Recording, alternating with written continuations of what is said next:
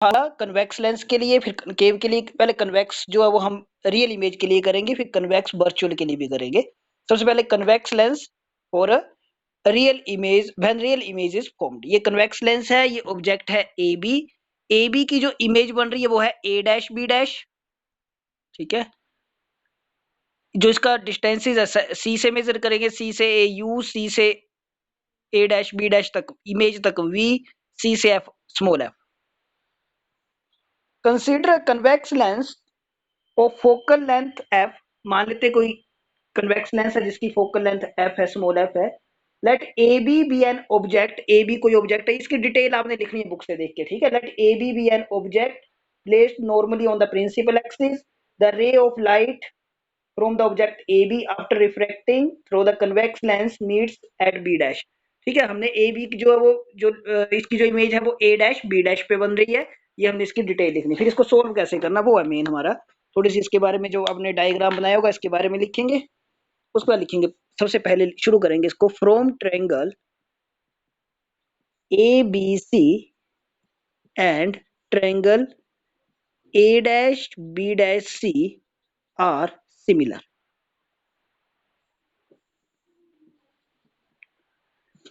हम मान लेते हैं कि जो ये देख मानना नहीं, मतलब इसको हम यहीं से देख सकते हैं। देखिए A dash B dash C और A B C similar triangle है, और जब ट्रायंगल सिमिलर हो तो उसकी प्रॉपर्टी क्या होती है, उसकी कोरस्पोंडिंग साइड सेम रेशियो में होती है, ठीक है।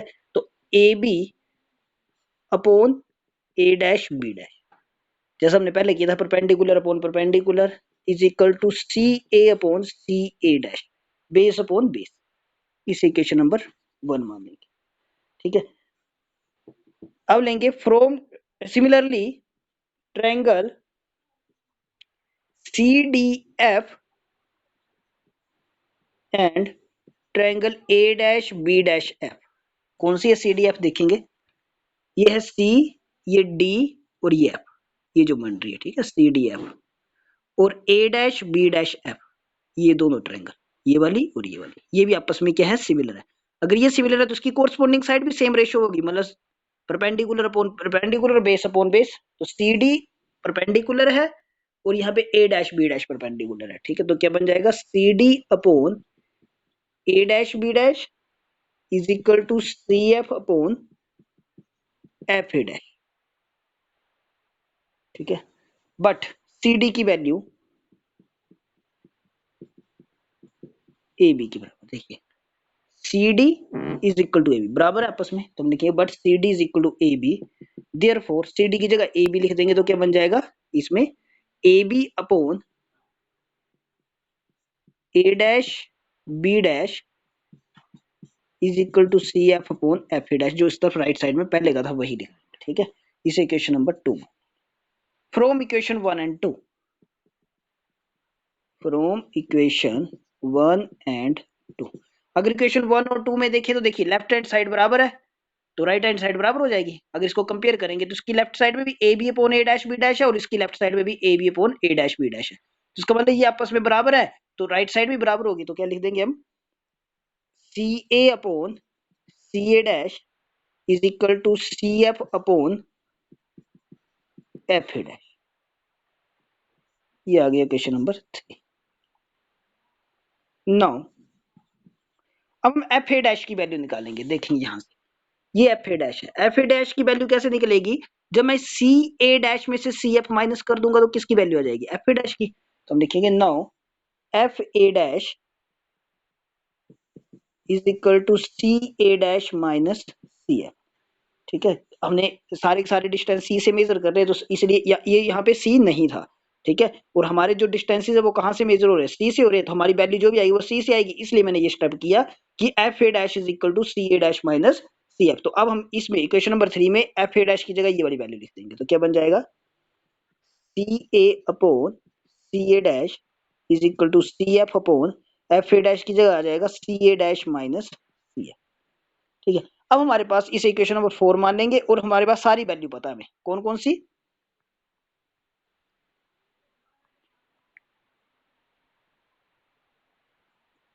कौन कौन सी वैल्यू पता है मुझे, वो हम यहाँ पे लिख लेंगे। अप्लाइंग साइन कन्वेंशन, हाँ जी भाई, आपको समझ में आ रहा है? यहाँ तक समझ में आया सभी को?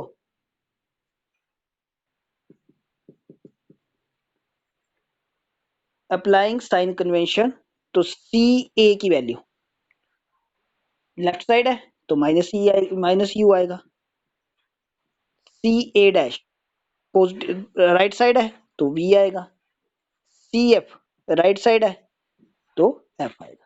ये वैल्यू वैल्यू हम यहाँ पे पुट करें तो ये बन गया सी ए की जगह आ गया minus U upon V, C A dash की जगह सी एफ की जगह एफ, सी ए डैश की जगह वी और सी एफ की जगह F.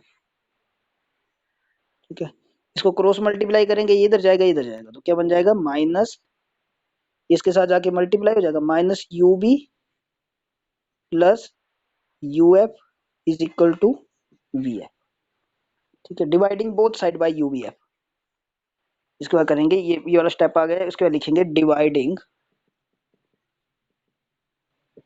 Both side by U V F. जब इसको यू वी एफ से डिवाइड करेंगे तो क्या हो जाएगा, देखो एक बार मैं करके बता देता हूँ। वैसे ये करने की आपको इसको लिखने की जरूरत नहीं होती है, ठीक है। ये जब आप करेंगे तो आपको अपने लग जाएगा यहाँ पे क्या लिखना, U V F equal to V F upon U V से यू कट गया। ठीक है, यहाँ पे यू और एफ कट गया। ठीक है, यहाँ पे बी एफ कट गया। ये मैं आपको ऐसे करके बता रहा हूँ, ये करने की जरूरत नहीं है यहाँ। ठीक है, आप लिखोगे क्या, जब इसके डिवाइड करेंगे तो यूबी से यूबी कट गया तो बचा गया minus one upon F plus यहाँ पे क्या बचा वन अपॉन वी, यहाँ पे क्या बचा वन अपॉन यू। इसको अरेंज करके लिखेंगे एफ वाला इस तरफ यू वाला इस तरफ, तो क्या बन जाएगा minus one upon U plus one upon B is equal to one upon. This is called lens formula for a convex lens when real image is formed. Real image है इसलिए इमेज इस तरह बन रही है, अगर वर्चुअल होती तो इस तरह बननी थी। ठीक है, करने का तरीका बिल्कुल सेम टू सेम उसका भी ऐसे ही है जैसा हमने ये किया ना। एक बार मैं पूरा रिवाइज करवा देता हूँ, फिर आपको दूसरा समझने में मुश्किल नहीं होगी। हम क्या करेंगे यहाँ पे कन्वेक्स लेंस फॉर, सबसे पहले हमने क्या लेंगे, बिल्कुल यही तरीका चलेगा क्या, from triangle ABC and triangle A dash B dash C are similar, तो उसकी कोरस्पोंडिंग साइड सेम रेशियो में। फिर ट्रायंगल सी डी एफ और A dash B dash F, तो ये इसकी भी कोरस्पोंडिंग साइड सेम रेशियो में।